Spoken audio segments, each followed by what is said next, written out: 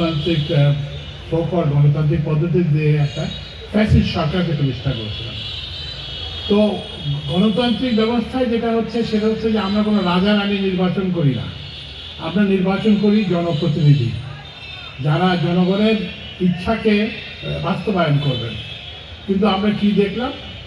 আমরা দেখলাম যে নির্বাচনের নামে এইসব প্রহসন হতে লাগে, এবং এর ফলে কি হলো যে রাস্তায় তরুণরা এবং ছাত্র জনতা সবাই নেমে আসতো, এবং 1400 মতো জাতিসংঘের হিসাব অনুযায়ী 1400 মানুষ নিহত হয়েছে, এবং প্রায় 30,000 মানুষের বিভিন্ন ধরনের অঙ্গহানি হয়েছে। কারো হাত কাটা হয়ে গেছে, কারো পা কাটা হয়ে গেছে, কারো দৃষ্টিহীন হয়েছে। পরিবর্তন হবে না, তাহলে কোনো ভোট করে কোনো লাভ হবে না। তো ওই জন্য আমরা চাই যে এই সকল ভোটারকে স্বতঃস্ফূর্তভাবে ভোট কেন্দ্রে এসে